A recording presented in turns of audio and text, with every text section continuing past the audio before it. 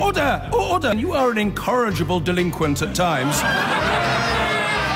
Behave yourself, man!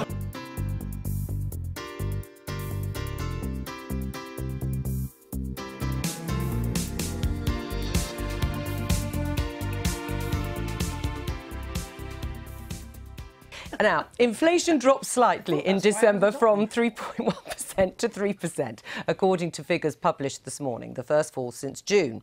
The Office for National Statistics says it's too early to say whether this is the start of a longer-term reduction in the rate of inflation, although the Bank of England has said it expected it to return to the target of 2% later this year. There was, however, little good news for households in research published today by the Institute for Fiscal Studies, which found that a third of the lowest-income households have loans and credit card debts that outstrip the assets they hold. We're joined now by Andrew Hood from the IFS. Should the government be worried? So it's clearly important when thinking about households' living standards, and something I'm sure governments are concerned about, not just to think about the incomes that households have, but also where that income's going. And in particular, if a large chunk of it is going on servicing existing debt repayments rather than buying goods and services that households want, that could clearly be a concern. What do you think should be done to help those low-income households and low-income individuals who are taking loans to service their debts? How could the government help them?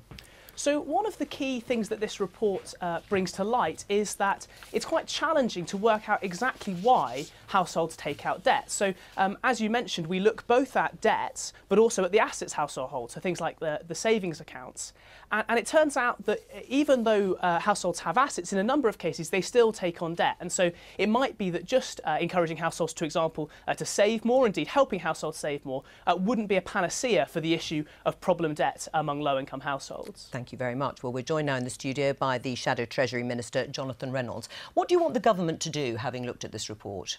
Well, there's two things we'd like them to do. First of all, we'd like them to stop pursuing policies that make the situation worse for a lot of families. Which are? Things like the public sector pay freeze, the freeze on benefits. Policies designed like universal credit, where there's a long wait before you get support. That's going to push people either to a food bank or to credit for relief. But then we also believe there are some interventions in some parts of the credit market where more government action is required. So we, for instance, set out a policy on credit card charges. Credit cards are very, very useful, but if you end up managing long-term debt with credit cards, you're clearly in a problem, and we know there's a big group of people never going to pay off the principal amount of money they've borrowed on their credit cards. We think some of that should be capped. There's a big space in the market here for the government to do more, as well as, frankly, pursuing wider government policies that don't make the situation worse. We'll come on to the wider policies in a moment, but on the sort of issue of credit card charges, do you agree with Jonathan Reynolds that there should be some sort of cap or limit on the interest that's charged? No, not particularly. I think that we've probably got those things right, and I think that the previous government did an awful lot of good work with payday loans and so on, which actually I was always far more concerned about, because they were usually,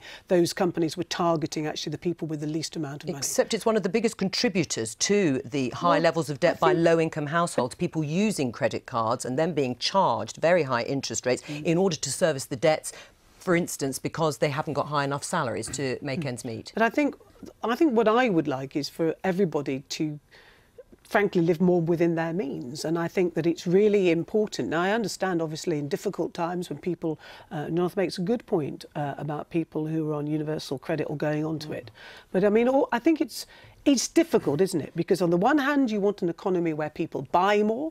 You have a society which has said to people, you can have today what you wanted for tomorrow.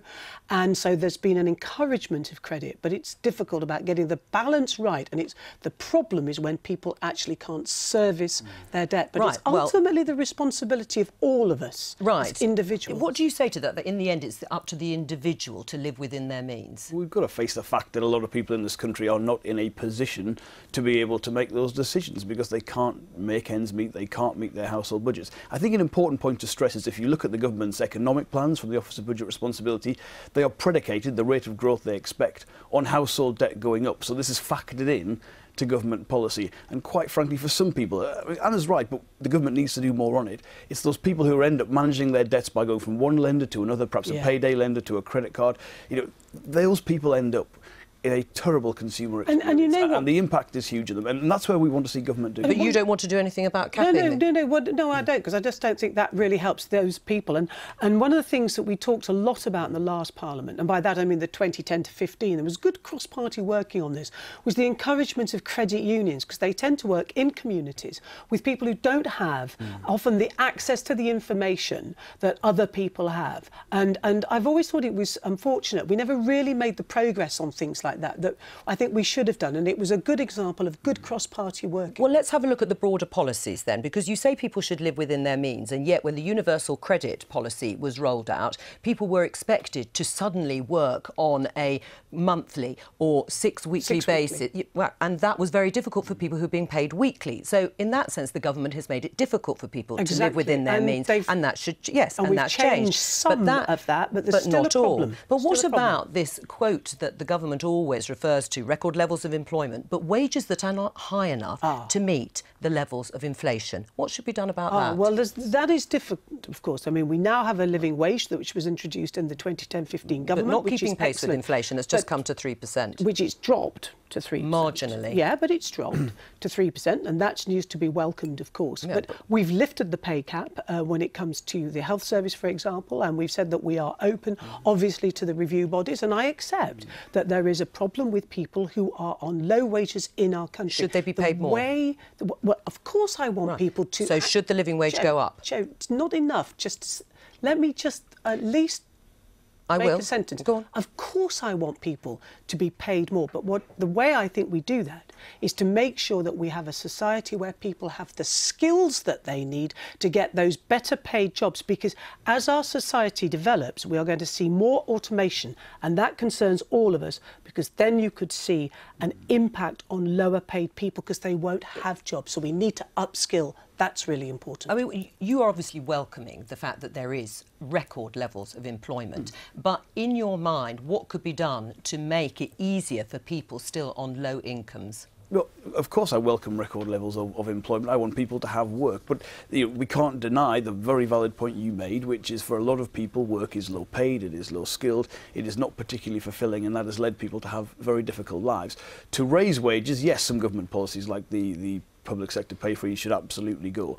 But you also have to increase productivity, and that requires investment. Yeah. It's hard to get that investment when you have the uncertainty around something very big like Brexit going on.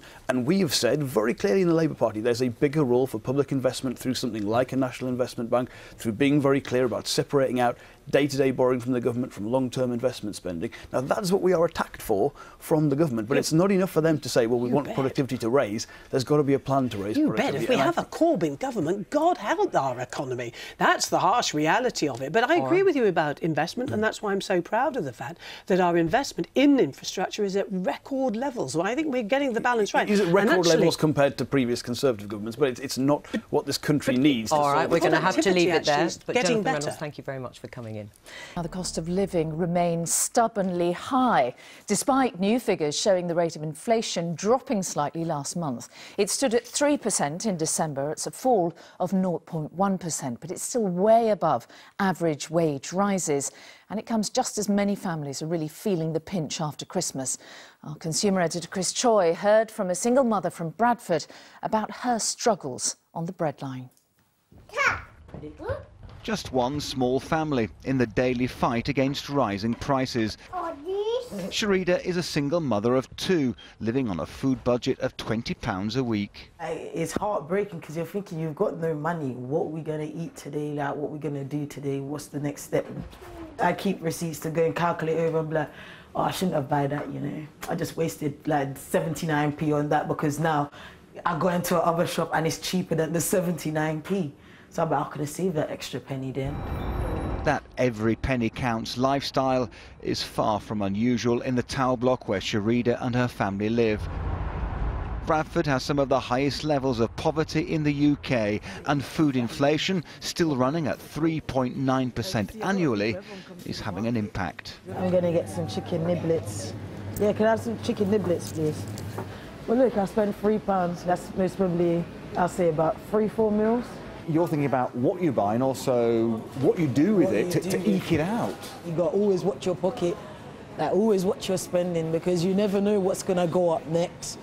Years of rising prices have left a scar. Around 30% of Bradford children are living below the poverty line. You can see it in people, it's getting people down.